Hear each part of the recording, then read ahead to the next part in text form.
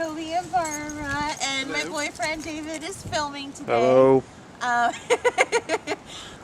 wanted to kind of give you, as well as my parents and David, a better understanding of the way Pennsbury is kind of laid out, because I talk about it so much. It's just easier for all of you to see it than to have me try to describe it.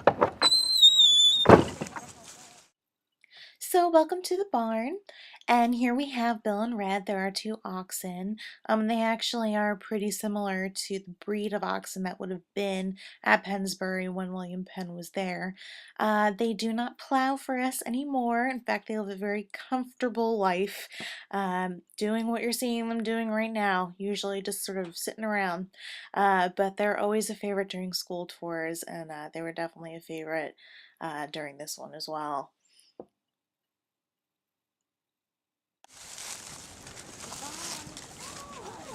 Everyone is out now. Here we have one of our male peacocks, a symbol of royalty, and I was telling my parents that they do fly, so they should probably watch their heads. We're in the back of the barn now, and that is our farm goose. She broke her leg a couple weeks ago, so I'm glad to see that she's doing okay. And this is Maraca. Maraca represents Tamburlaine. Tamburlaine was William Penn's Arabian stallion that he brought from England to Pennsylvania. And she is actually 28 years old, so she's been at Pennsbury longer than most of our volunteers have. We have about 6 sheep here. They're all female. They would have been used for their milk for cheese, but they also had an important purpose because they weren't penned in. They would have been roaming free. So it's almost like having another gardener without having to pay a gardener. They would act like lawnmowers. And of course, their wool would have been used to make clothing. Wool skirts were great for being worn in the kitchen because they didn't catch on fire easily. They would only smolder. So helped feed people and also kept them safe. Very important animals here. So we have another one of our peacocks, but behind the peacock is our blacksmith shop. And we do have skilled blacksmiths that come from time to time, and some of their pieces are featured inside of our Bake Brew house in the kitchen, and they're absolutely beautiful.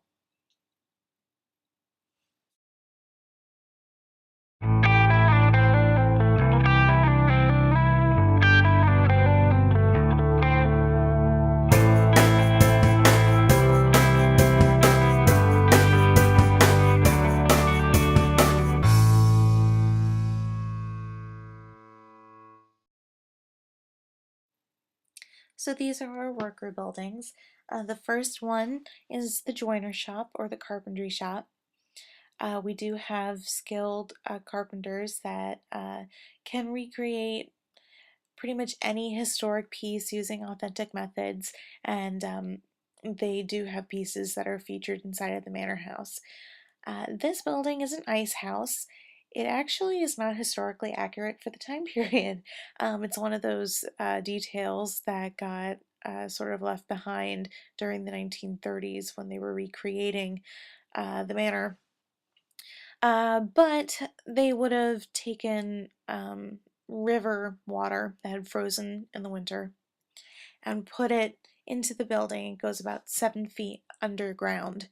So that is authentic to a period that's about 75 years ahead of what we're representing here. But it's still good to have it there as a learning tool. And this building is the workers' cottage. It is a little dark in here, but it's okay. So who do you think would have lived here? Probably the workers. The workers? Okay. What do you think? Well, I think maybe the cook. That's a good guess.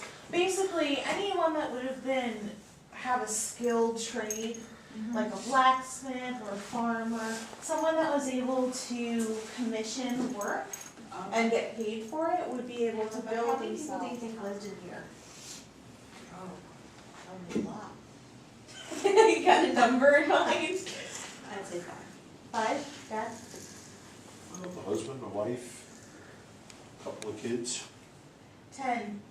10 to 15 people would have lived in here. Yeah, the idea of family was very extended.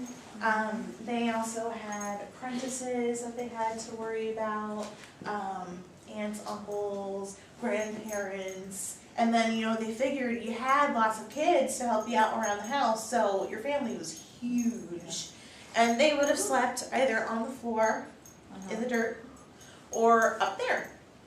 The wall. And how they got to the loft, they didn't have enough room kind of for a ladder, so they would build into the wall. They'd have these little cubby holes here. Okay, so you actually. Yeah, go it's that kind of way. like rock climbing. I like that. Getting up here. See, I like that better than trying to climb a ladder.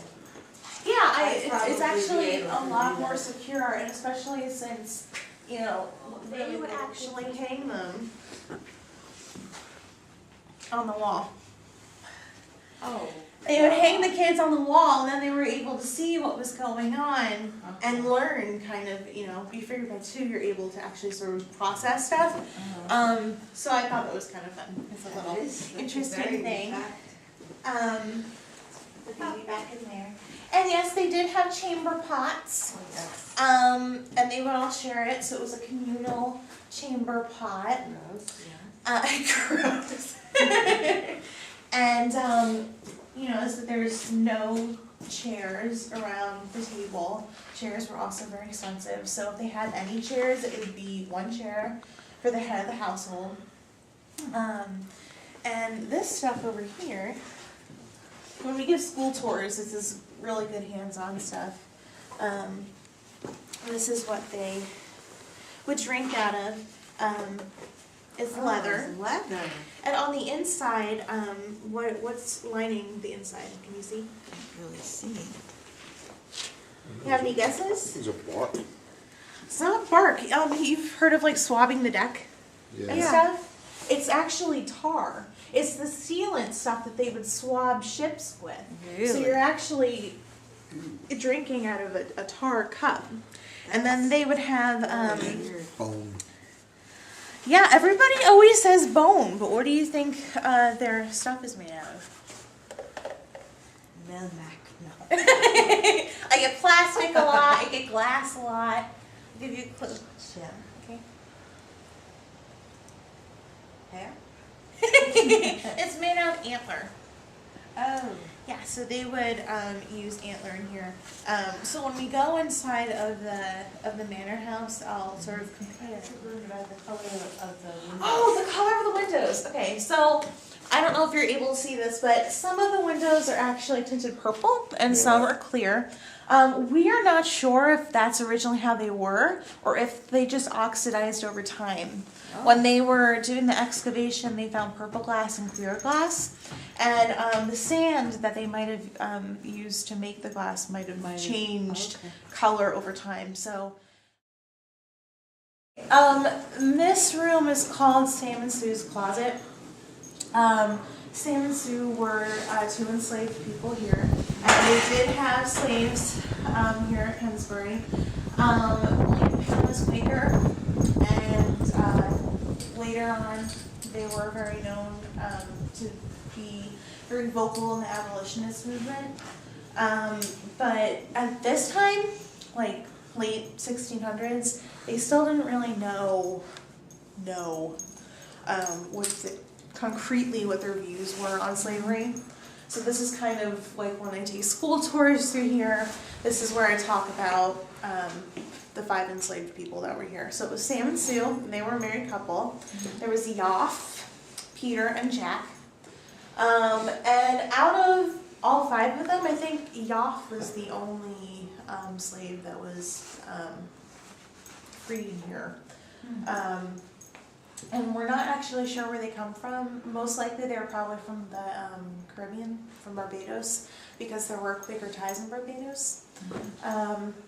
But this would have been where they slept. And laundry.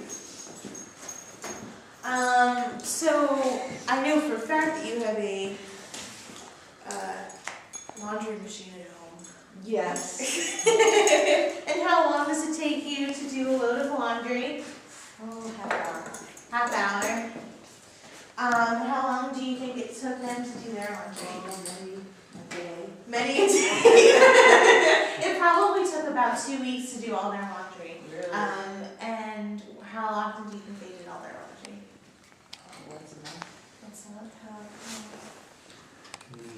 Maybe every 3 months. That is dead on. They did their laundry every 3 to 4 months. And that also includes any table linens, any sheets, any blankets, curtains, anything that they would use in their kitchen, anything they would wear. So it was arduous. It was a very arduous task. They would start with big cauldrons full of very hot water, and they would soak everything. And then they would have smaller buckets that they would have children stomp, like sort of like the Lucy The wine stompy stomping video. And then they would kind of start looking for stains. And we made this soap a little while ago. But this is what the soap feels like. What do you think it's made out of? I don't know. Wax. Wax? What do you think? Beeswax. Beeswax? It's actually made out of animal fat and lye. Oh. I never like to tell people what it's made out of before you feel it.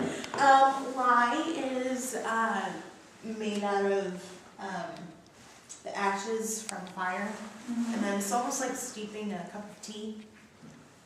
They sort of let the water go through the lye, and then they would combine the liquid that comes from that with the fat. And lye is very abrasive, so it would kind of help with the stains, but it also really hurts your hands. I was going to say, it must be really like taking the skin off. Yeah, it really hurts your hands. So soap that they washed with and soap that they cleaned with were very different.